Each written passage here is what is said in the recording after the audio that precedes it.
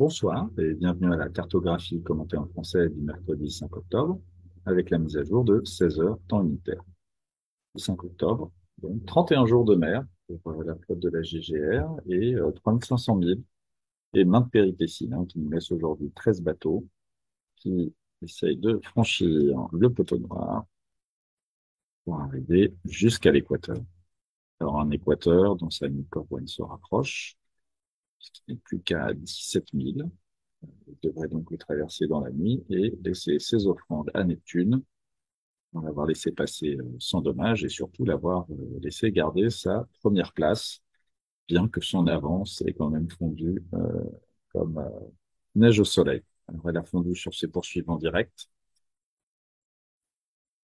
Tapio et Kirsten surtout, sont en train de faire un mano à mano là depuis 24 heures incroyable. Tapio était ce matin à 8 heures second, s'est fait reprendre cette place par Kirsten. Il est aujourd'hui un petit peu tanké, 1,7 de vitesse, comme son compère ici, Pat Powell, à 2,4. On sait que le bateau de Pat, s'il est très à l'aise dans la brise, il est beaucoup moins dans la pétole. On voit qu'ils sont quand même un petit peu coincés dans un trou, alors que Kirsten, elle, va toucher du vent assez rapidement. Elle va un peu plus vite qu'eux, à 3 nœuds 6, et puis elle a posté une meilleure moyenne de distance sur la. Donc elle pourrait, elle aussi, prendre le début des alizés, s'échapper en compagnie de Simon et laisser derrière ses petits compagnons, comme elle l'a fait si souvent avec toute la flotte, puisqu'elle était neuvième au Cap Finistère et sixième à Lanzarote. Alors elle pourrait s'échapper, sauf si Abilash, qui lui arrive de l'Est, avec 147 milles en 24 heures et surtout une vitesse de 6 nœuds 3, sauf s'il arrive, lui, à prendre cette petite en devant et à s'échapper en premier. Ce qui est très intéressant, c'est que si euh, la flotte des poursuivants de ce petit groupe est assez étendue, d'est en ouest, avec pas loin de 400 milles, ils sont sur un décalage nord-sud vraiment très très proche. Donc les premiers qui vont toucher du vent ici vont s'échapper.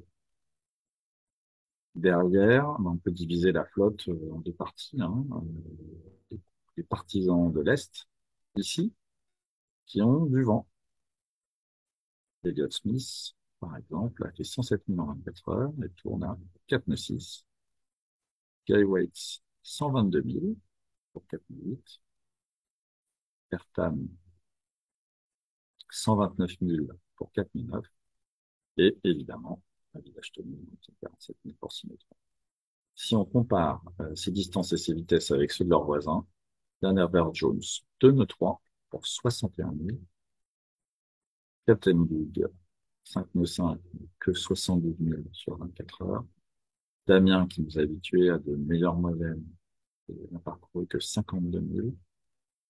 Ici, pour 3 minutes, tout de suite. Et pour Jérémy, 37 000 avec 2 nœuds de vitesse. C'est-à-dire que le groupe de l'Est, ici, va 2 fois plus vite en moyenne que le groupe de l'Ouest.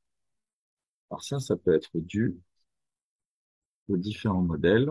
On voit, par exemple, pour le GFS, espèce de système qu'on voit sur l'autre cartographie, qui lui va finalement disparaître en laissant un petit flux si léger de nord. Par contre, si on regarde sur le modèle européen, qui est à peu près le même que le modèle allemand, Icon, on voit que c'est plutôt un flux de nord assez stable qui se déplace vers l'ouest et donc qui aujourd'hui profite à ce groupe et qui demain pourrait bien profiter à celui-ci. En tout cas, il ne profite pas pour l'instant à Arnaud Geist, qui lui a vraiment mangé son pain blanc la semaine dernière. 0,6 nœuds, en plus dans la mauvaise direction, puisqu'il fait de l'ouest, qui a quand même fait 56 000 dans les dernières 24 heures.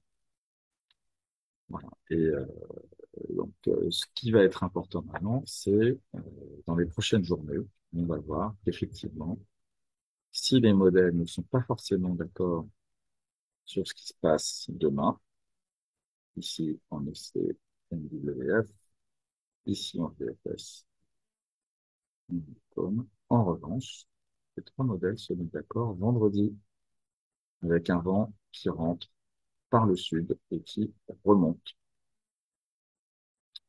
comme le GFS ici et le modèle européen. Ce qui veut dire pour notre flotte, eh bien que Simon, lui, va continuer à s'échapper. Hein, il a creusé l'écart depuis 3 jours sur l'ensemble de la flotte. Ensuite, ces quatre-là vont redémarrer derrière lui.